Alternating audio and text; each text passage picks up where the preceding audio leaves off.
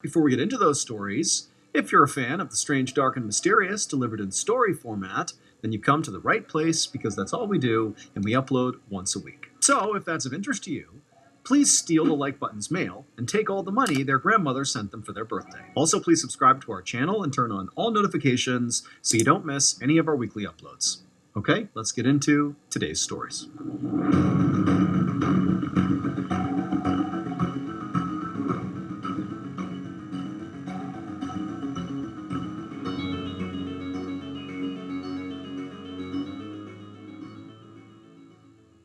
Around 11:30 a.m. on August 14, 2005, two Greek military fighter pilots flew in their jets high above Athens, Greece, following behind a Boeing 737 commercial airplane. This commercial airplane was Helios Airways Flight 522.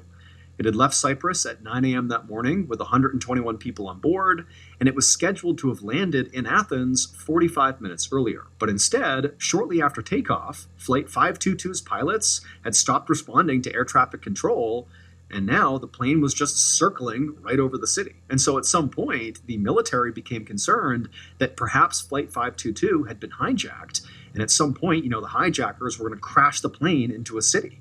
And so in response to that, they had sent up these two fighter pilots to see what was going on. Now, when the two fighter pilots arrived on station in the air right behind Flight 522, at first, they couldn't tell what the issue was. There was no fire or visible smoke or any damage to the aircraft. And so the two fighter pilots in tandem flew up alongside the plane so they could look inside the windows. And when they did, and they saw inside to the actual fuselage, they saw all the oxygen masks were dropped down in front of the passengers, and all the passengers had the masks on. However, all the passengers were passed out. They were slumped over with these masks strapped to their faces. Now, the fighter pilots had no idea if these passengers were unconscious or dead or some combination, but for right now, all they cared about was, are the pilots conscious and able to fly this craft? And so the two fighter pilots flew up until they were parallel with the cockpit, and they looked in the window, and they saw not the pilots. They saw the oxygen masks drop down, but the pilots were not there. Instead, they saw this one guy who was clearly not a pilot. He was not in a pilot's uniform, looking out the window at them, just waving. Just some random guy. And so the two fighter pilots had no idea what to make of this. Before the fighter pilots could even begin to react to whatever was going on here, this random guy in the cockpit looked out at one of the fighter pilots and just began gesturing down with his index finger, and then a moment later, Flight 522 began to descend. To fully understand what happens next, we need to go back to just before 9 a.m. on the same morning. So 9 a.m. was takeoff, and right before, the crew of Flight 522 did their routine safety checks of the aircraft, and they determined that the craft was ready for takeoff. However, they had actually missed one crucial thing. There was a knob on this aircraft that was switched to the wrong setting by a maintenance person right before takeoff, and nobody had noticed, so it wasn't put back to where it needed to be. And so, Flight 522 wound up taking off on schedule, and at first, everything was fine, totally normal. But about 2 minutes into the flight, all these alarms began sounding on the aircraft, and then the oxygen mask dropped from the ceiling. And the reason for that is that knob that had been set to the wrong setting controlled how much breathable air was in the aircraft during flight. It basically had been switched to off. So there was nothing to breathe in the airplane. And so by the time these masks were dropping down, people on the plane were already passing out, including the pilots. They were passed out pretty much immediately when those masks came down. And so it's absolutely chaos in this plane. Everybody's passing out except for one person, 25-year-old flight attendant Andreas, who, when the masks came down, he was awake, he was conscious, and instead of grabbing one of those masks from the overhead, he managed to connect himself to one of the emergency oxygen tanks.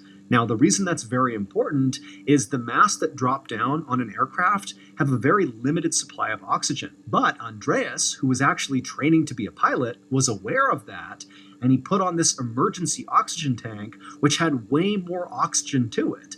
And so suddenly he's breathing a much longer air source, and he's looking around the plane, and everybody's passed out except for him. Now, we don't know at what point he learned this, but at some point, Andreas would have noticed, as he's breathing on this emergency oxygen tank, that out the window he would see the plane is just flying in circles. And it would have dawned on him that not only are the passengers out, but very likely so are the pilots. And so literally there's nobody flying this plane.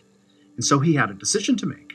Either he was going to just sit here until the plane crashed, or he was going to do something, like try to fly the plane. And that's what he ultimately decided to do. And so Andreas stood up, he took his oxygen tank, and he headed into the cockpit, and after moving aside the unconscious pilots, he attempted to fly this plane.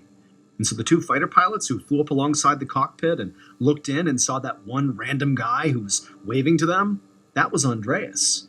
And unfortunately, despite the fact that Andreas was training to become a pilot, he was not remotely qualified or skilled enough to fly a big Boeing 737. He had no idea how to fly this aircraft. And making the situation even worse is very shortly after Andreas entered the cockpit, the plane ran out of fuel. And so it left its automatic holding pattern that it had been in, flying in circles, and just automatically began trying to descend. But that required pilot input to land the plane. But Andreas knew he couldn't possibly land this plane successfully. And so as the plane automatically began its descent down towards Athens, this huge city full of people, Andreas did the one thing he could do. He took one last look at one of the fighter pilots outside the window, and he gestured to them that the plane was now beginning to descend.